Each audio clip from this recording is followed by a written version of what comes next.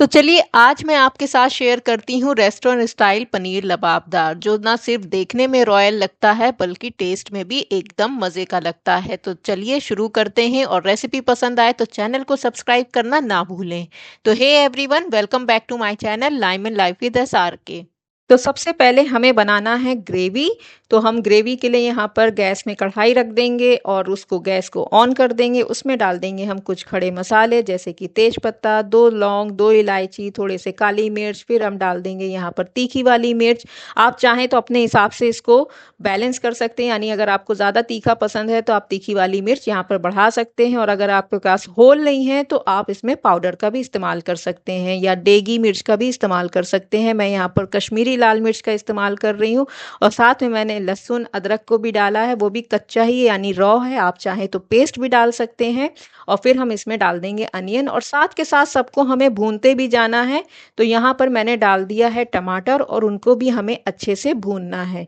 तो ये जो ग्रेवी हम बनाते हैं उसका मैं रेशियो बता देती हूँ। यहाँ पर एक प्याज के ऊपर 2 टमाटर होते हैं और 2 टमाटर पे 4 काजू, यानी कि 1 टमाटर पे 2 काजू है। तो ये रेशियो आप याद रखिएगा। अगर आप रेस्टोरेंट स्टाइल बटर चिकन या फिर पनीर लबाबदार कुछ भी बना रहे हैं तो यही जो ग्रेवी है यही बेस होती है, और इसको आपको रेस्टोरेंट स्टाइल में बनाना है तो ये रेशियो आपको याद रखना पड़ेगा। तो फिर साथ में मैंने डाल दिया था इसमें काजू, नमक, थोड़ी सी हल्दी, और अच्छे से हमें भून लेना है। और जब आपको लगे कि हल्दी का कच्चापन निकल गया है फिर हम इसमें डाल देंगे पानी। तो पानी आप अपने हिसाब से डाल दीजिए, जितना आपको लगता है कि उतने में आपके टमाटर पक जाएंगे, यानी आधा ग्लास डाल सकते हैं या 1 कप पानी डाल के, और इसको हमें ढक के रख देना है मीडियम फ्लेम पे पकने के लिए। तो यहाँ पर देखिए ग्रेवी मेरी अच्छे से पक गई थी, यानी कि टमाटर गल गए थे। आपको लगेगा कि अगर गले नहीं है तो आप 5 मिनट और पका लीजिए, वरना ये ग्रेवी 10 मिनट में तैयार हो जाती है। और उसके बाद हम गैस बंद कर देंगे और इसको हम रख देंगे ठंडा होने के लिए। जब ठंडा होगा तभी हम इसको ग्राइंड करेंगे। अब साथ के साथ हम दूसरी चीज़ें करते हैं। तो यहाँ पर मैंने लिए हैं कैप्सिकम, फिर लिया है मैंने अनियन। तो मैंने अनियन यहाँ पर छोटा वाला लिया है, यानी कि जो सांभर वाला है। आप नॉर्मल अनियन का इस्तेमाल कर सकते हैं। फिर मैं ले रही हूँ पनीर, और फिर हम इसमें डाल देंगे थोड़ा सा गरम मसाला, फिर हम डाल देंगे थोड़ी सी लाल मिर्च, फिर नमक, और थोड़ा सा बिल्कुल 1 चम्मच के आसपास तेल, और इसको अच्छे से हल्के हाथों से हमें मिक्स कर लेना है। और मिक्स करने के बाद फिर एक तवे में हमें इसको थोड़ा सा फ्राई कर लेना है, यानी कि आप इसी तेल में, यानी हमें तेल नहीं डालना है, बस इसको हमें उसमें भून लेना है। भून के एक साइड में रख दीजिए। अब यहाँ पर ग्रेवी हो गई है ठंडी, तो उससे पहले मैंने इसमें से निकाल दिया था तेज पत्ता और फिर मैंने ग्राइंड किया। तो आप अच्छे से इसको ग्राइंड कर लीजिए। अच्छा, ये ग्रेवी आपके ना बहुत सारी डिशेस का बेस बनती हैं, तो आप अगर लबाबदार बना रहे हैं तो उसमें छानना मस्ट है। आपको ये ग्रेवी छाननी पड़ेगी टेक्सचर के लिए, शाइन के लिए, टेस्ट के लिए।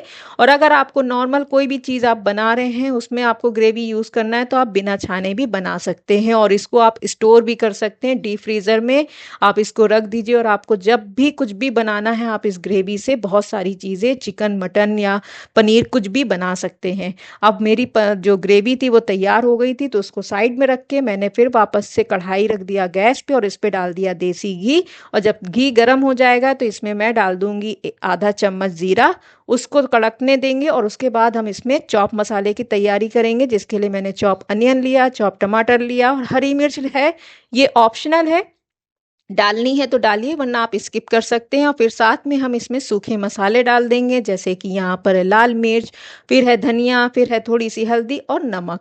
नमक आपको ध्यान रखना है क्योंकि हमने तीनों चीज़ों में ही नमक ऐड कर रहे हैं, तो नमक आपको अपने हिसाब से रखना है, क्योंकि हमने पनीर में भी डाला है, हमने ग्रेवी में भी डाला है, और हम इसमें ये चॉप मसाले में भी ऐड कर रहे हैं। अब यहाँ पर मैंने ग्रेवी डाल दिया, जितना मुझे इस्तेमाल करना था मैं उतनी ही ग्रेवी का इस्तेमाल कर रही हूँ, बाकी मैं इसको फ्रीज कर दूंगी, मैं नेक्स्ट टाइम इसका इस्तेमाल करूंगी। तो इस तरीके से ना ये छोटे छोटे हैक आपकी लाइफ को इजी बना देते हैं। अगर आपके घर में कोई गेस्ट आ गया है रात में या अर्ली मॉर्निंग में और आपको पास मतलब टाइम नहीं है कुछ भी करने के लिए, तो आप ग्रेवी निकालिए, पनीर डालिए, और आपका एक डिश फटाफट से तैयार हो जाता है नाश्ते के लिए या फिर रात के क्रेविंग के लिए। तो बस यहाँ पर देखिए मैंने पनीर को थोड़ा सा भून लिया था और उसके बाद मैंने इसको ऐड कर दिया है।